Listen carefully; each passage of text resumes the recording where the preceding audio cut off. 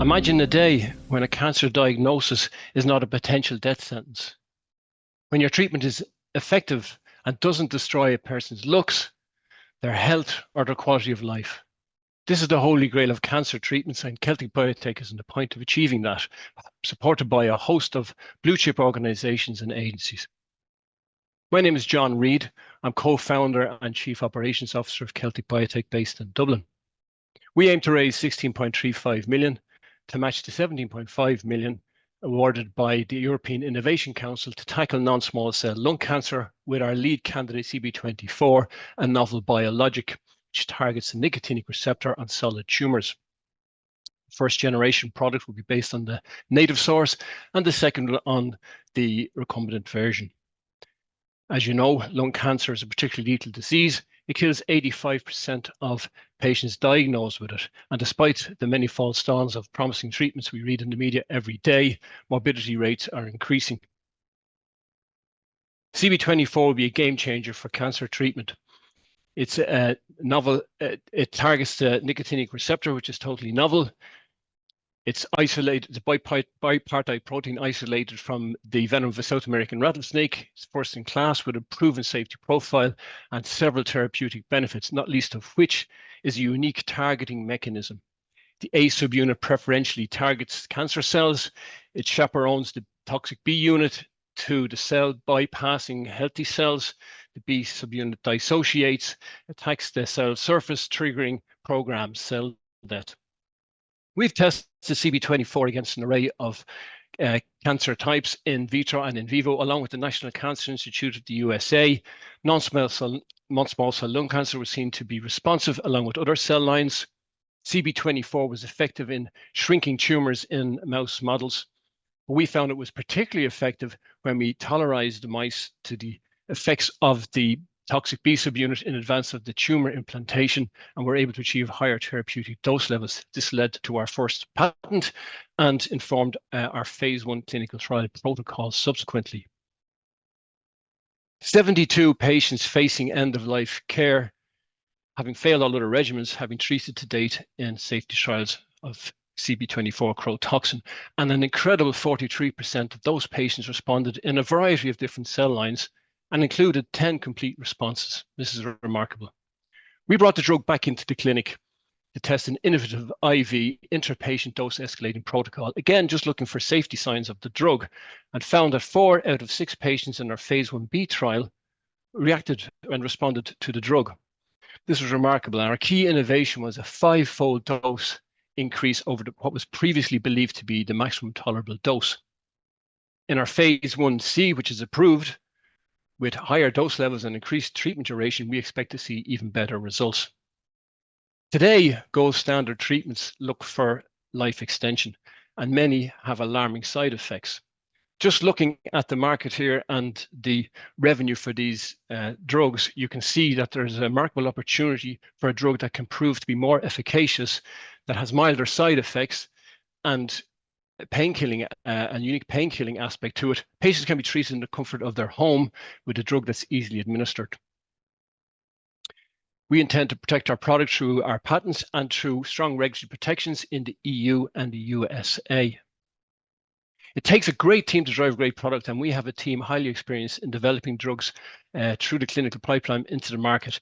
Our scientific advisory board are world-renowned and are hands-on involved in the clinical development of CB24. We have a comprehensive funding and clinical roadmap developed, but the key points are the clinical development milestones. On achievement of those, we'll increase the valuation of the company and offer exciting exit opportunities for investors. This is Tony. Tony is a friend who inspired us to set up Celtic Biotech. He was diagnosed with late-stage cancer in 2001 and was given 6 months to live. Now he's cancer-free thanks to CB24 and a confidential counsellor for the UK Cancer Services in NHS. Tony didn't lose his hair, he didn't lose his eyebrows, his nails, he didn't get any autoimmune reactions, he didn't get sick. CB24 has the potential to be a cancer cure. Why not join us and help us treat many more patients like Tony? Just imagine.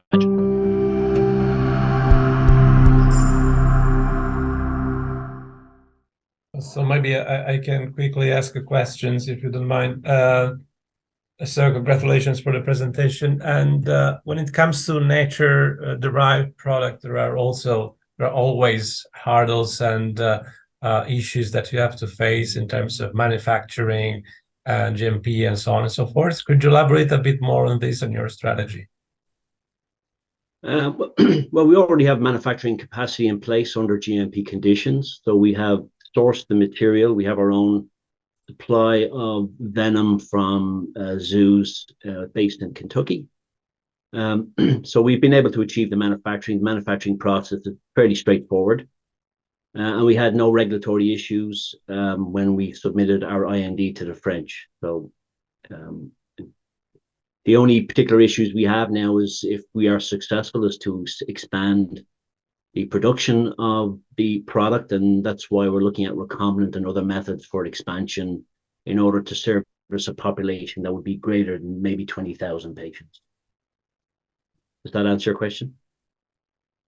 Yes, thank you. I was particularly interested in the scale up and the challenges you might have when you hit the market eventually.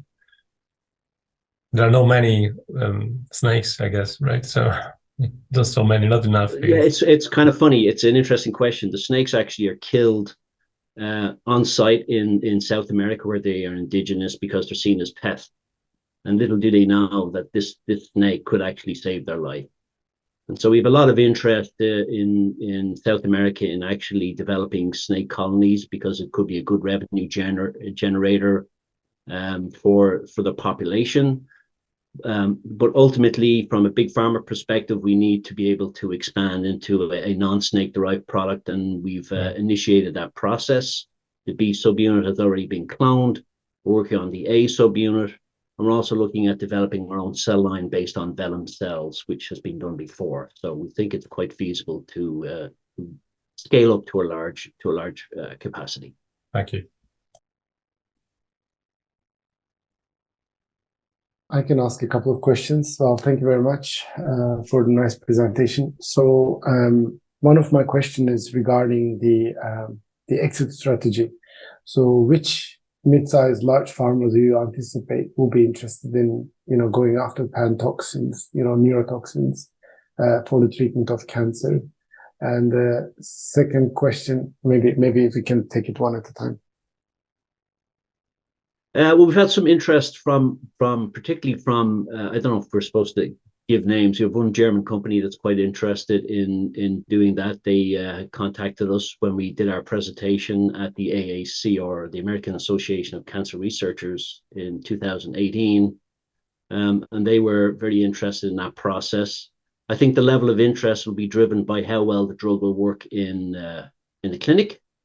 And we are expecting it to work extremely well and be able to replicate much of the data that was presented in the presentation. So we think there'll be a lot of opportunities to partner with biopharma companies to expand the marketing potential of the product. I see. And my second question is regarding the actual mechanism of action. How well have you characterized this, and how selective this drug is for the nicotinic receptor, and what would it be its role in cancer development? As John indicated in the slide, and of course, given the lack of time to be able to present that, we do understand the mechanism of action. The alpha-9 nicotinic receptor is highly expressed on malignant cells. We know that Cotoxin targets this particular type of receptor in addition to other receptors, alpha-7s and other nicotinic receptors. But in this case, what happens is it'll attach itself to the surface of the tumor. Tumors will upregulate the expression of this receptor within cells, which kind of highlight its differentiating capacity to normal cells. When the subunit binds, the B subunit, which is an enzyme, actually starts attacking the membrane surfaces, creates a pore in the membrane, and allows the influx of calcium into the cell. This then triggers cytosolic PLAs to start activating and creating a a fatty acid called arachidonic acid, which then triggers mitochondrial collapse within the cell. There is another interesting mechanism associated with chrotoxin, and that part of that metabolism within the cell creates leukotrienes called lipoxins, which actually are immune regulating and then can help activate macrophages to inhibit angiogenesis and metastasis of the tumor. So it actually has two mechanisms of action. Did that answer your question? Yes, it did. Thank you. And we have Christian back, I think, and we will just take one quick question because of all the delays. We couldn't take that. Yeah, thank you very much. I really apologize. The technology is working against me today. Maybe assuming that some of the earlier questions I would have asked have been covered, maybe you can speak a little bit about the manufacturing piece to this, which I assume has some challenges that you had to address or are addressing. As that question was, Christian, asked earlier, but I'm happy to address it again for you. In a kind of, I guess, maybe an odd way, manufacturing was not really a big issue. As I've indicated, it's standard chromatographic techniques that we use to purify the drug. We were able to demonstrate that there were no adventitious viral components in it. Chrotoxin in itself has actually antiviral activity, but we did not detect any within the system, which is obviously a concern when you use animal-derived products. We were able to confirm its stability. It is extremely stable. It can sit in a refrigerator for over 10 years and not lose any of its potency. So it makes it easier to handle, allows physicians kind of time to be able to utilize it within the clinic. It's just, an off-the-shelf solution that makes just the treatment process so much easier. Thank you. Understood. Appreciate it.